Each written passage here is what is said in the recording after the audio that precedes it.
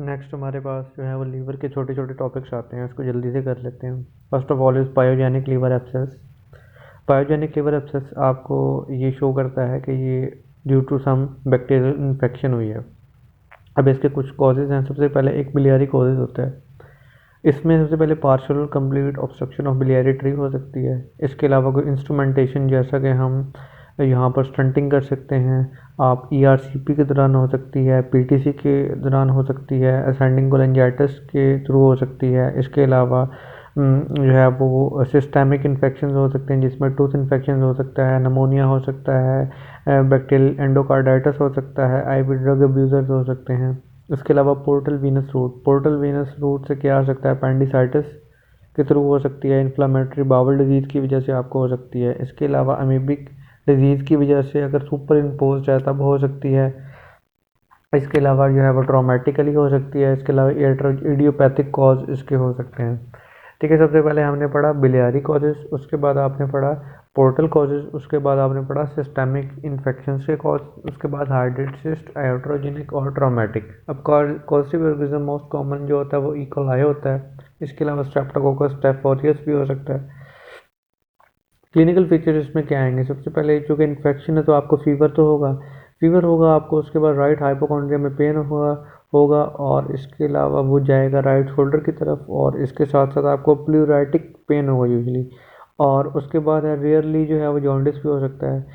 अच्छा, उसके बाद इसकी डायग्नोसिस कैसे करते हैं? डायग्नोसिस ज़ाहिर सी बात है, अमीबिक इन्फेक्शन है तो आप सीवीसी करवाएंगे तो आपको ल्यूकोसाइटोसिस मिलेगी। इसके अलावा लीवर फंक्शन टेस्ट करवाएंगे तो आपको एएलपी रेस मिलेगा, सीटी स्कैन, और आप दूसरी अल्ट्रासाउंड करवाएंगे तो आपको जो है वो एब्सेस मिलेगी वहाँ पे। ब्लड कल्चर अगर आप करवाएंगे तो आपको कॉजेटिव ऑर्गेनिज्म भी मिल सकता है। ठीक है, क्या ल्यूकोसाइटोसिस, एलएफटीज, इसके बाद ब्लड कल्चर्स और सीटी अल्ट्रासाउंड। ट्रीटमेंट आपने क्या करनी है? आपने एंटीबायोटिक्स देनी है ब्रॉड स्पेक्ट्रम। ठीक है, ब्रॉड स्पेक्ट्रम से ठीक हो गया उसको इट्स ओके। उसके बाद आपने परक्यूटेनियस एस्पिरेशन करनी है। ठीक है, परक्यूटेनियस एस्पिरेशन से आप वो सारी पस निकाल लेंगे। अगर मेडिकल ट्रीटमेंट और परक्यूटेनियस एस्पिरेशन से वो ठीक नहीं हुआ तो आपने जाना है सर्जिकल रिमूवल की तरफ। सर्जिकल रिमूवल आप कब करते हैं? जब इसकी कुछ कंडीशन है, failure of aspiration and antibiotic therapy. उसके बाद abscess not amenable to percutaneous drainage, और उसके अलावा या आपको इंट्रा एब्डोमिनल डिजीज़ हो that require the operative management. यानी अगर आप एंटीबायोटिक से भी काम नहीं हो रहा, परक्यूटेनियस एस्पिरेशन से भी आपका काम नहीं हो रहा, तो आप उसको सर्जरी से रिमूव कर दें। ठीक है, उसके बाद आती है amoebic liver abscess. Amoebic liver abscess के अंदर वही बात है कि अमीबा जो है सबसे पहले डायजेंट्री कॉज करता है, और अगर कॉम्प्लिकेटेड हो जाए तो अमीबिक एब्सेस भी कॉज कर सकता है। अब अमीबिक एब्सेस जो यूजुअली होती है ना, वो राइट लोब ऑफ लीवर के अंदर होती है। राइट लोब ऑफ लीवर के अंदर क्यों होती है? Because portal vein is in continuous with the right lobe. ठीक है, क्योंकि पोर्टल वेन जो है वो राइट लोब के अंदर जारी होती है। इसकी वजह से राइट लोब का जो हमारे पास एब्सेस होती है, अमीबिक लीवर एब्सेस, वो कॉमन होती है।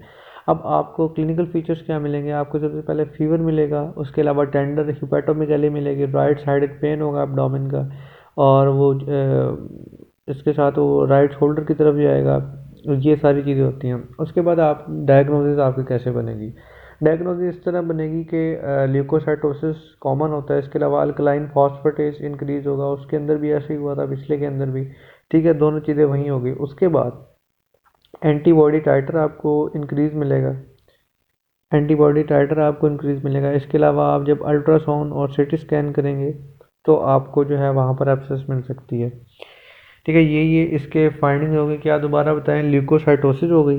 ल्यूकोसाइटोसिस के साथ आपको क्या मिला? एंटीबॉडी डिटेक्शन मिली, अल्कलाइन फॉस्फेटेस मिला, और सीटी और अल्ट्रासाउंड आपने किया। अच्छा, उसके बाद अमीबा की ट्रीटमेंट क्या होती है? सबसे पहले इसकी बेस्ट ट्रीटमेंट होती है मेट्रोनिडाजोल। मेट्रोनिडाजोल से ठीक हो गया सो इट्स ओके। अगर नहीं हुआ तो आप नीडल एस्पिरेशन कर लें।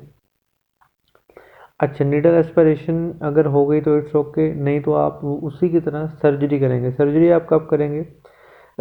जब एब्सेस के पास एब्सेस कंटेनिंग थिक पस और मल्टीलोकुलेटेड, या राइट लोब से वो लेफ्ट लोब में चले गई या उसके रप्चर होने का चांस ज़्यादा हो गया है, तब आप सर्जरी कर सकते हैं। या एब्सेस रप्चर हो चुकी है तो आप सर्जिकल रिमूवल कर सकते हैं।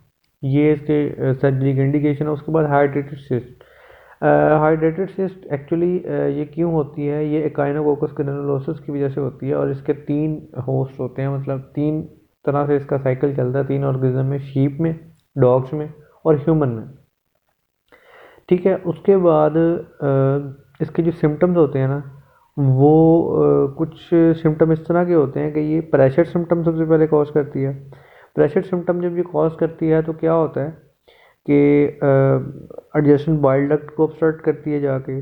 ठीक है, बाइल डक्ट को ऑब्स्ट्रक्ट करेगी तो क्या होगा, ऑब्स्ट्रक्टिव जॉन्डिस होगा। इसके अलावा ये पोर्टल वेन को ऑब्स्ट्रक्ट कर सकती है, हेपेटिक वेन को ऑब्स्ट्रक्ट कर सकती है, इन्फीरियर वेना कैवा को ऑब्स्ट्रक्ट कर सकती है, जिसकी वजह से आपको बर्ड कैरी सिंड्रोम हो सकता है। तो 2 तरह के हमारे पास डिजीज़ की आ गई, कंप्रेशन से ऑब्स्ट्रक्टिव जॉन्डिस, और अगर वहाँ पे वीनस ड्रेनेज में चले जाए तो बर्ड कैरी सिंड्रोम। इसके अलावा इसका इन्फेक्शन हो सकता है और ये रप्चर हो सकती है पेरिटोनियल कैविटी के अंदर to cause the anaphylactic shock. उसके अलावा रप्चर इनटू द पेरिकार्डियम और rupture into the biliary to cause the colicky pain. अब हाइड्रेटेड सिस्ट का जो सबसे बेस्ट टेस्ट होता है वो होता है ultrasound, and ultrasound is the first line जो है वो लाइन ऑफ इन्वेस्टिगेशन। उसके बाद सीटी स्कैन आप कर सकते हैं इसके अंदर, और नंबर 3 में इसमें एलाइजा करवाते हैं। इसके अंदर एंटीबॉडी पॉजिटिव होती हैं और इयोसिनोफिलिया भी हो सकता है। अब इसकी ट्रीटमेंट क्या होती है, इसकी ट्रीटमेंट जो है वो आपके पास अल्बेंडाजोल आती है। अल्बेंडाजोल आपकी ट्रीटमेंट करनी है। उसके बाद आपने इसके अंदर परक्यूटेनियस एस्पिरेशन करनी है। ठीक है, आपने परक्यूटेनियस एस्पिरेशन।